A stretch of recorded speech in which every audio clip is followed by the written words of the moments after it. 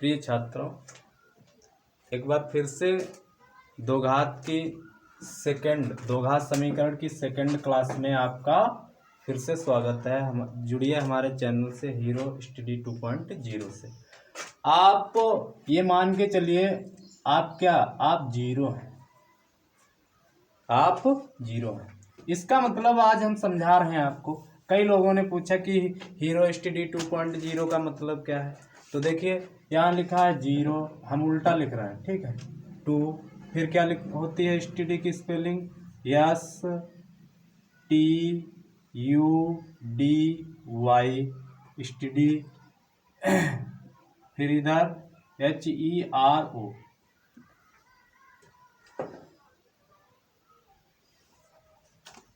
आप ये समझ लीजिए मेरे छात्र, आप जीरो हो और आप हमारे चैनल की ओर 2 कदम बढ़े। आप हमारे चैनल की ओर 2 कदम बढ़े और हमने आपको पढ़ाया, हमने आपको स्टडी कराया और गणित में हमने जीरो से आपको क्या बना दिया, हीरो। तो इसी को कहते हैं हीरो स्टडी 2.0। जीरो से जो बना दे आपको हीरो, उसे कहते हैं हीरो स्टडी 2.0। तो हमने पहले ही बताया, यहाँ पढ़ना नहीं, यहाँ सीखना है। पढ़ना नहीं, सीखना है। आपने पिछली क्लास देखी होगी और जिन बच्चों ने नहीं देखी है, जिन कक्षा 10 के बच्चों ने नहीं देखी है, उसको देखिएगा और बेल आइकन जरूर दबाएं, सब्सक्राइब करें, क्योंकि जैसे ही आपको दूसरी क्लास का वीडियो पड़ेगा तो आपको तुरंत उसका पता लग जाएगा कि यहाँ जो है नोटिफिकेशन आ जाएगा, ठीक है। शुरू करते हैं। वहाँ हमने पहली क्लास में हमने पहला प्रश्न पूरा करा दिया था। अब ये है हमारी सेकंड क्लास, 2 घात की सेकंड क्लास। इसमें आज हम प्रश्नावली 4.1 बिल्कुल आपको कंप्लीट कराएंगे।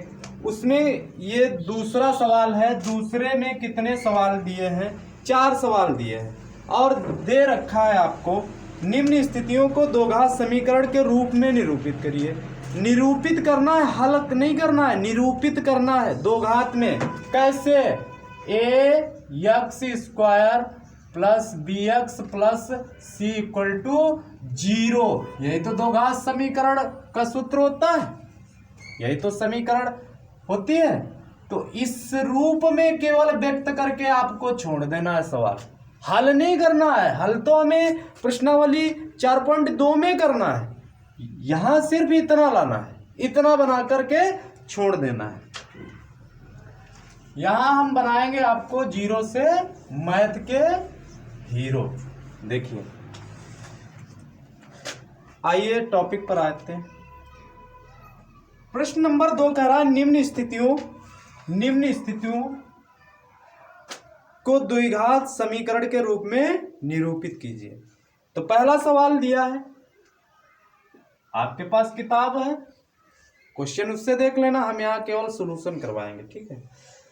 दिया है एक आयताकार भूखंड का क्षेत्रफल 528 मीटर स्क्वायर। कितना? एक आयताकार भूखंड है, ये आयत जानते हैं आप, जिसकी लंबाइयां एक समान और चौड़ाइयां एक समान। मान लिया ये कोई खेत है आयताकार, लगे ना, लेकिन मान लिया हमने, और गणित में मानते हैं और उसके बाद उसको जानते हैं। इस भूखंड का हमको इस भूखंड का हमें क्षेत्रफल दे रखा है कितना? क्षेत्रफल दे रखा है कितना?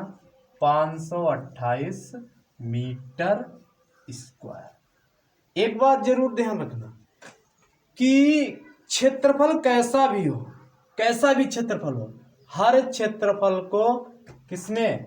वर्ग में लिखते हैं। चाहे वर्ग लिखो और चाहे यहां पर घात 2 लगा दीजिए, चाहे स्क्वायर। इस भूखंड का हमें क्षेत्रफल दे रखा है कितना? इस भूखंड का हमें क्षेत्रफल दे रखा है कितना, 528 मीटर स्क्वायर। क्षेत्र की लंबाई चौड़ाई के 2 गुने से 1 अधिक है। ये जो क्षेत्र की लंबाई अब कौन सी हुई, लंबाई ये और चौड़ाई ये, जो क्षेत्र की, इस क्षेत्र की जो लंबाई जो है वो इस चौड़ाई के 2 गुने से 1 अधिक है। इससे ये 2 गुने लगे ना, लेकिन है ये, अभी हम बहुत बड़ा बना देंगे इस पर, तो फिर सवाल कहां पर लगाएंगे। ठीक है, तो ये जो है इससे ये चौड़ाई की लंबाई जो है वो 2 गुने से 1 अधिक है। अब जो चीजें हमें पता करनी होती है सर्वप्रथम उनको हम मान लेते हैं। तो हमने मान लिया, हमें दे रखा है, हमें दिया है सवाल में, क्या दिया है, हमें इस आयत का क्षेत्रफल दे रखा है, आयत का क्षेत्रफल कितना, 528 मीटर स्क्वायर। यहां पर समझ में ना आए तुरंत बताना। तो 528 मीटर स्क्वायर दे रखा है, हमने मान लिया ये चीज हमें दी है। जो चीज हमें दी होती है वो हम पहले से नोट कर लेते हैं। ठीक है, ये दे रखा है, हमको अब मानना है, दोनों चीजें ज्ञात, किसी को मान सकते, किसी को भी। तो हम यहां मानते हैं,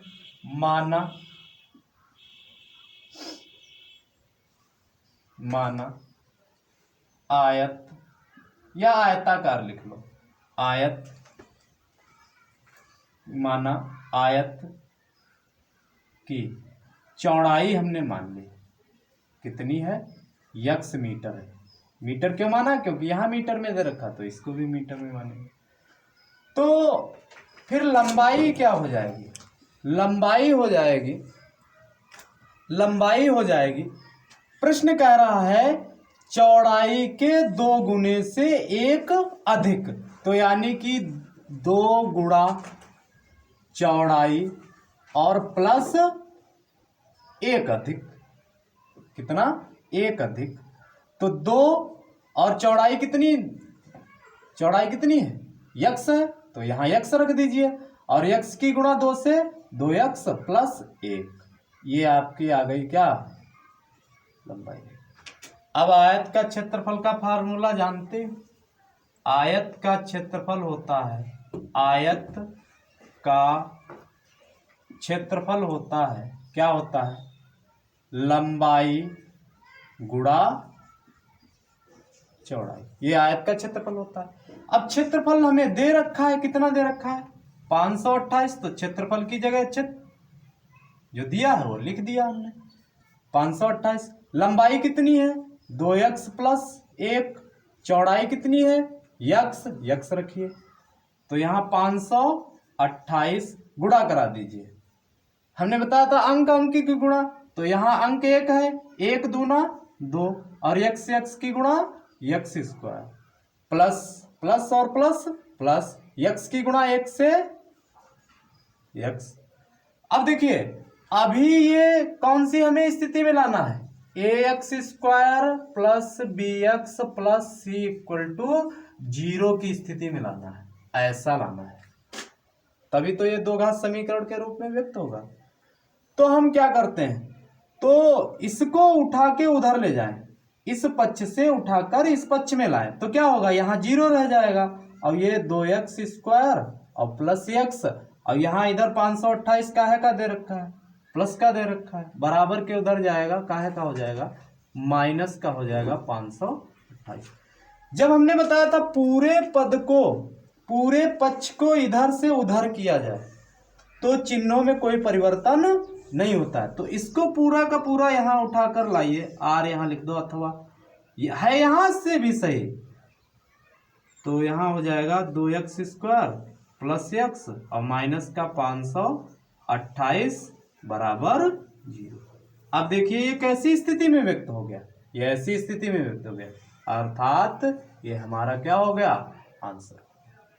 अब यहां x की वैल्यू नहीं निकालनी है, x की वैल्यू अगली प्रश्नावली में निकालनी है। तो आप ये सवाल समझ गए होंगे आप सब। ठीक है, अब आता है नंबर किसका, दूसरे का दूसरा। दूसरे का दूसरा देख लीजिए किताब में। दूसरे का दूसरा क्वेश्चन देखिए, पढ़िए क्या कह रहा है, और जो कहेगा वही हम करेंगे। देखो यहाँ नंबर चेंज करते हैं, कितना, दूसरे का दूसरा, दूसरे का दो क्रमागत धनात्मक पूर्णांकों का गुणनफल 306 है। दो क्रमागत धनात्मक पूर्णांकों का गुणनफल 306 है। हमें पूर्णांक ज्ञात करना। देखो पूर्णांक क्या होते हैं, पूर्णांक दो प्रकार के होते हैं। पूर्णांक कितने, पूर्णांक दो प्रकार के होते हैं। एक होता है धन पूर्णांक, एक धन पूर्णांक, और एक होता है हमारा ऋण पूर्णांक।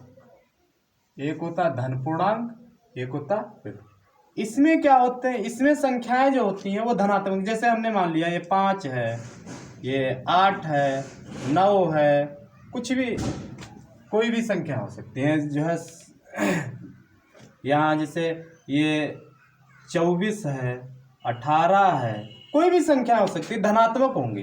ऋण पूर्णांक में जैसे -25 है, 28 है, 23 है, माइनस का 40 है। कोई भी अंक होगा, कोई भी संख्याएं हो, कोई भी अंक हो, अगर ऋणात्मक उससे पहले लगा, ऋणात्मक चिन्ह अगर उससे पहले लगा, ऋणात्मक चिन्ह से पहले लगा है तो वो ऋण पूर्णांक कहलाएंगे। और ये जिनमें ऋणात्मक चिन्ह नहीं लगा है वो धन पूर्णांक। अब बात करते हैं क्रमागत की, बात करते हैं क्रमागत क्या होता है। अब समझिए क्रमागत, क्रमागत क्या होता है, क्रम से आने वाला क्रमागत। अब जैसे हमने कह दिया 5 है, 5 का क्रमागत 6। हमने कह दिया 200 है, 200 का क्रमागत 201। हमने कह दिया 20 है, 20 का क्रमागत 21। मतलब उस दिए गए अंक के तुरंत ठीक बाद आने वाली संख्या पिछले अंक की क्या होगी, क्रमागत संख्या होगी। क्या होगी, क्रमागत संख्या होगी। उसमें हम छोटे क्लासों में हमने क्या पढ़ा है, अनुवर्ती पढ़ा है। अनुवर्ती और पूर्ववर्ती उसी से संबंधित है ये।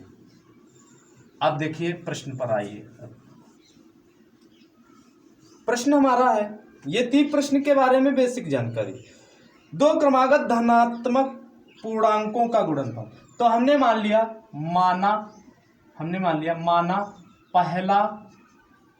पहला जो धन पूर्णांक है, जो पहला धन पूर्णांक है वो कितना है, यक्स है। अब यहाँ मीटर सेंटीमीटर नहीं लिखेंगे भाई, केवल जब अंक है गिनती में कहीं मीटर सेंटीमीटर लिखा है, नहीं लिखा है, तो उसमें हम मीटर सेंटीमीटर नहीं लिखेंगे।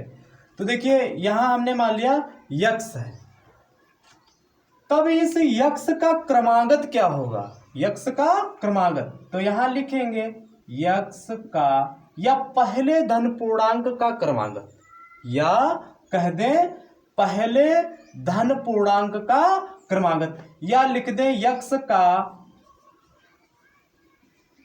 क्रमागत, या पहले धन पूर्णांक का क्रमागत, या केवल क्रमागत किसका, यक्स का क्रमागत। तो यहां इसका क्रमागत धन पूर्णांक, कैसा, धन पूर्णांक, इसका क्रमागत धन पूर्णांक क्या हो जाएगा। हमने अभी क्या कहा था, 6 का 7, 8 का 9, तो यक्स का 1 जोड़ने पर मिलेगा। तो ये हो गया दूसरा। अब प्रश्नानुसार कह रहा है कि इनका दोनों का अगर हम गुणनफल करा दें, इनका दोनों का गुणनफल करा दें, इन दोनों का गुणनफल कराते हैं तो हमें 306 मिलता है। कितना मिलता है? 306। तो प्रश्नानुसार पहला पहला पहला धन पूर्णांक, पहला धन पूर्णांक गुणा कितना?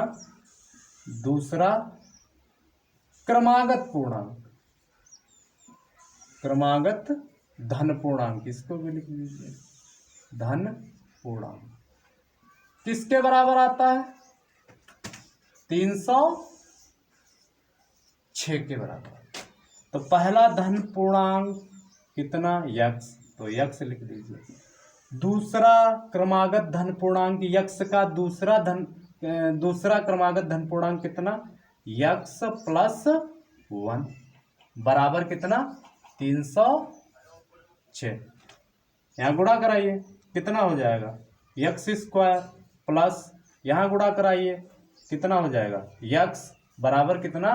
306।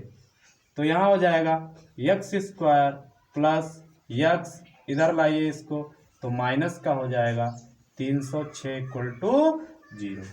अब ये कौन सी स्थिति में व्यक्त हो गया? ये हमारा A X square plus B X plus C की स्थिति बराबर 0, इस स्थिति में व्यक्त हो गया। तो हमारा यही क्या हो गया? आंसर हो गया। यही हमारा आंसर हो गया। बढ़ते हैं नेक्स्ट प्रश्न की ओर। अगला क्वेश्चन, दूसरे का तीसरा, दूसरे का तीसरा,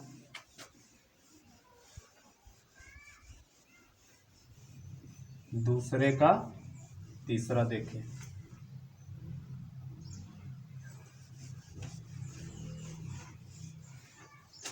यहां नंबर चेंज करते हैं। दूसरे का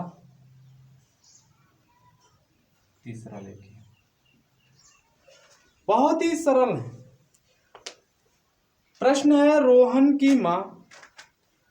की माँ उससे 26 वर्ष बड़ी है। कोई लड़का है रोहन, उसकी माता जी जो है 26 वर्ष बड़ी है। उनकी आयु वर्षों में दी है। का गुणनफल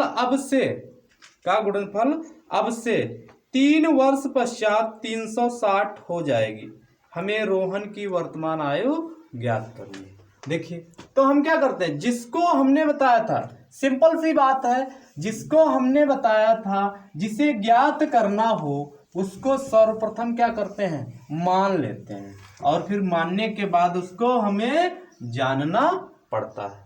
तो देखिए, हमने मान लिया, माना रोहन कि कैसी आयु ज्ञात करना? वर्तमान। हमने मान लिया, माना रोहन की वर्तमान जो आयु है वो कितनी है? यक्स वर्ष। ये हमने मान लिया। तो रोहन की माता की आयु क्या होगी? रोहन से वो कितनी बड़ी है? 26 वर्ष बड़ी है। कितनी बड़ी? हमने मान लिया इस समय कोई व्यक्ति जो है 24 वर्ष का है। कोई व्यक्ति 24 वर्ष का है, और हमने कह दिया तुम उससे 8 वर्ष बड़े हो। तो दूसरा वाला क्या होगा? 24, दूसरे वाले की आयु तो पता नहीं है, तो 24 प्लस 8 कितना आ जाएगा? 32 वर्ष आ जाएगा। कितना आ जाएगा? 32 वर्ष। तो सेम प्रोसेस यहां अपनाना है। तो जो रोहन की वर्तमान आयु है वो x वर्ष है, तो उसकी माता जो है कितनी इससे बड़ी है? 26 वर्ष। तो क्या किया था? इस आयु में 8 वर्ष जोड़ा था, तो यहां क्या करेंगे? इस आयु में कितना जोड़ना है? 26 वर्ष। तो क्या लिखेंगे? रोहन की मां की वर्तमान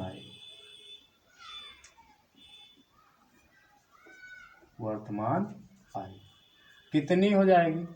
यक्स प्लस 26 वर्ष हो जाएगी, x प्लस 26 वर्ष हो जाएगी। तो अब क्या कर रहा है, अब से मतलब इस आयु से, इस समय से अब से 3 वर्ष बाद, जब बाद आ जाए चाहे पश्चात आ जाए, तो उसमें क्या करना होता है, दी वर्तमान आयु में जितना कहा जाए कि इतने वर्ष बाद या इतने वर्ष पश्चात, तो उसमें क्या करना होता है, उतना उस आयु में जोड़ दिया जाता है। तो सेम वही यहाँ किया जाएगा। हमने कह दिया कोई व्यक्ति इस समय 21 वर्ष का है, तो हम कहते हैं 6 वर्ष पश्चात हमने क्या बताया था, 6 वर्ष पश्चात जितना कहे उसको इसमें जोड़ दिया जाता है। तो 6 वर्ष पश्चात आगे की बात नहीं, तो 21 में 6 वर्ष पश्चात, तो यहां ऐसे क्या हो जाएगा, इसी तरीके से 3 वर्ष बाद या पश्चात, 3 वर्ष बाद या पश्चात रोहन, अब यहां वर्तमान नहीं रह गई, रोहन की आयु क्या हो जाएगी, x प्लस 3। ये 3 वर्ष के बाद की बात है, वर्तमान से 3 वर्ष बाद। इसी तरीके से रोहन 3 वर्ष बाद, कौन भाई, माता जी भी तो बड़ी होंगी 3 वर्ष बाद, तो 3 वर्ष बाद कौन, रोहन की मां की आयु क्या हो जाएगा, ये वर्तमान आयु है, इसमें 3 और जुड़ जाएगा, x प्लस 26 और प्लस कितना 3 और जोड़ दीजिए, तो कितना हो जाएगा, x प्लस 29 हो जाएगा वर्ष। 3 वर्ष बाद की ये आयु आ गई। 3 वर्ष बाद की आयु कौन कौन सी है, रोहन की कौन सी है, ये वाली, और उनकी माता की ये वाली आयु। तो उसमें कह रहा है कि 3 वर्ष उनकी आयु का गुणनफल अब से 3 वर्ष पश्चात, 3 वर्ष जो बाद की आयु है उसका यदि गुणनफल कर दिया जाता है तो वो कितना हो जाता है, 360 हो जाता है। कितना हो जाता है, तो हम यहाँ क्या लिख देंगे, हम यहाँ लिख सकते हैं प्रश्नानुसार। क्या लिख सकते हैं, प्रश्न, जैसा प्रश्न निर्देश देता है वैसे काम करते हैं। तो 3 वर्ष बाद की आयु का गुणनफल करें ना, वर्तमान की नहीं कर देना है कि ये और ये गुणा कर दो, नहीं, उसने कहा है 3 वर्ष बाद की जो आयु है उन दोनों की आयु की अगर गुणा करी जाए तो वो कितना मिलता है, 360 हो जाता है। कितना हो जाता है, 360 हो जाता है। तो यहां लिखेंगे कितना, x प्लस 3 और कितना गुणे में x प्लस कितना 29 बराबर कितना हो जाता है, 360 हो जाता है। कितना हो जाता है, 360 हो जाता है। देखो x की गुणा कितना, x स्क्वायर, x की गुणा कितने से करना है, 29 से, तो कितना हो जाएगा 29x। अब करनी है 3 से गुणा, तो यहाँ हो जाएगा कितना 3x। अब करनी है हमें गुणा इससे 29 से, तो 3 9 27 का 7, हासिल कितना आया 2 आया, 3 दूना 6 और 2 कितना हो जाएगा, 3 दूना 6 और 2 कितना हो जाएगा 8 हो जाएगा, और बराबर कितना 360। अब क्या करना है, देखो x स्क्वायर, इसको और थोड़ा हल करते हैं। अब ये एक जैसा दिया ना, ये इतना, तो ये जुड़ जाएगा, एक जैसा दिया है, तो कितना हो जाएगा 32x। अब इसको उधर भेज दो, इसको उधर भेज दो, तो बराबर 360 माइनस कितना 87, तो यहां हो जाएगा x स्क्वायर प्लस 32x बराबर, घटा दीजिए। अब देखो यहाँ 0 से तो 7 घट नहीं सकता, तो यहां से दहाई लेकर जाएंगे, तो यहाँ 10 हुआ, 10 से 7 गया, कितना बच्चा 3, अब यहाँ रह गया था 5, अब 5 से तो ये घट नहीं सकता, तो यहाँ से 2.5 लेकर जाएंगे, तो कितना हुआ यहाँ 15 हुआ, और 15 से 8 गया, कितना बच्चा 7। यहाँ कितना रह गया 2, तो 2 का 2 नोट कर लो। अभी हमें इस स्थिति में ये नहीं प्राप्त हुआ है X square plus B X plus C equal to 0 की स्थिति में ये नहीं प्राप्त हुआ। कब? इसको इधर लाइए, इस पक्ष में लाइए, इस पक्ष में का है ये प्लस का है, इस पक्ष में लाएंगे तो का हो जाएगा माइनस का हो जाएगा, तो कितना हो जाएगा 32x, और ये आ जाएगा इधर का हो जाएगा माइनस का 273 इक्वल टू कितना आ जाएगा 0। अब ये जो है ये कौन सी स्थिति में? इस स्थिति में व्यक्त हो गया। बस यही हमारा क्या हो जाएगा आंसर हो जाएगा। बढ़ते हैं नेक्स्ट क्वेश्चन की ओर।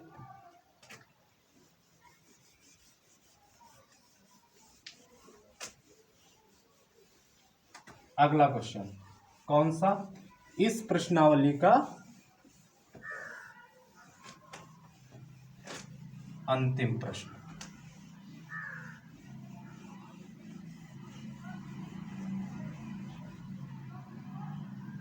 दूसरे का 4th वाला देखिए,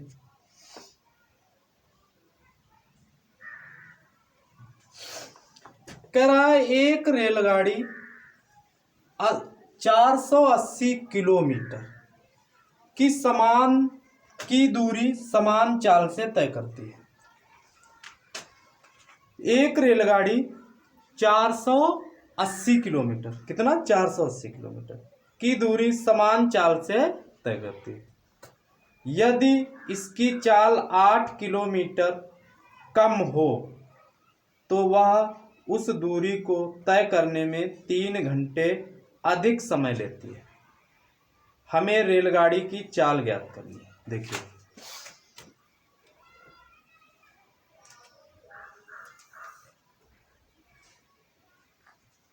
हमने मान लिया ये है सीतापुर,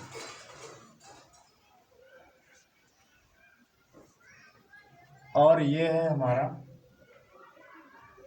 यहाँ देश की राजधानी दिल्ली, और इन दोनों ये दो शहर हैं, ये देश की राजधानी है और ये प्रदेश का एक जिला है तपोवन नैमिषधाम। यहां से यहां की दूरी, इसको बी मान लीजिए, इसके बीच की दूरी हमने मान लिया, मान नहीं है, चाहे मान लो चाहे तो ना मानो तब भी है 480 किलोमीटर। कितनी है? 480 किलोमीटर। अब एक रेलगाड़ी यहां सीतापुर से जाती है, कहां? दिल्ली। या दिल्ली से सीतापुर, ऐसा तो है नहीं कि सीतापुर से दिल्ली जाएंगे तो 480 किलोमीटर पड़ेगा और दिल्ली से सीतापुर आएंगे तो जो है कम पड़ेगा। इसमें क्या है, अब एक रेलगाड़ी जो है एक समान चाल से, ऐसा नहीं है कि कहीं पर 40 की स्पीड में जाए, कहीं पर 80 की स्पीड में, कहीं पर 120 की और कहीं पर 110 में, कहीं पर न, ऐसा नहीं, एक समान चाल से। यहाँ पर बीच में जो स्टेशनों पर ठहराव हुआ है उनकी गणना नहीं हो रही है। जो स्टेशनों पर ठहराव हुआ, ऐसा नहीं है कि सीतापुर से सीधे रेलगाड़ी दिल्ली रुकेगी जाके, तो इसके बीच की दूरी है 480 किलोमीटर। एक रेलगाड़ी जो है एक समान चाल से गई और तय करती है। यदि उसकी चाल को यदि उसकी चाल को कितना 8 किलोमीटर प्रति घंटा कम कर दिया जाए तो वह क्या, जब जैसे कोई फास्ट जा रहा है, कोई तेज जा रहा है, इतनी दूरी पर कोई तेज जा रहा है, वो तो जायज सी बात है जल्दी पहुंचेगा, और उसकी चाल को यदि कम कर दिया जाए, जितने में जा रही हो उसकी चाल कम कर दी जाए, रेस कम कर दी जाए, तो जाहिर सी बात है उसको समय अधिक लगेगा, उसको समय अधिक लगेगा। तो देखिए अब हम प्रश्न के हिसाब से हल कर रहे हैं। हमने मान लिया मानस रेलगाड़ी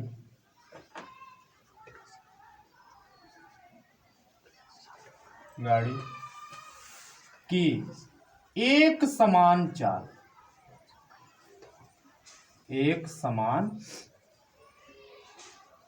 चाल जो है वो कितनी है, x किलोमीटर प्रति घंटा है, एक समान चाल। तो जब और दूरी कितनी दे रखी है, दूरी हमें दे रखी है 480 किलोमीटर। तो एक हमने पढ़ा है समय बराबर दूरी बटा चाल, ये पढ़ा है समय बराबर दूरी बटा चाल। तो देखिए इसको मान लीजिए टाइम 1, समय को t से लिखते हैं टाइम, तो टाइम 1, दूरी कितनी है 480 किलोमीटर, चाल कितनी है x किलोमीटर, तो x किलोमीटर लिख दिया। तो ये समय 1 हो गया, इसको मान लीजिए समीकरण 1 मान लीजिए। अब इसको समीकरण हमने 1 मान लिया। अब क्या करते हैं, अब इस चाल को यदि हम 8 किलोमीटर प्रति घंटा कम कर दें, तो यहां लिखेंगे चाल को 8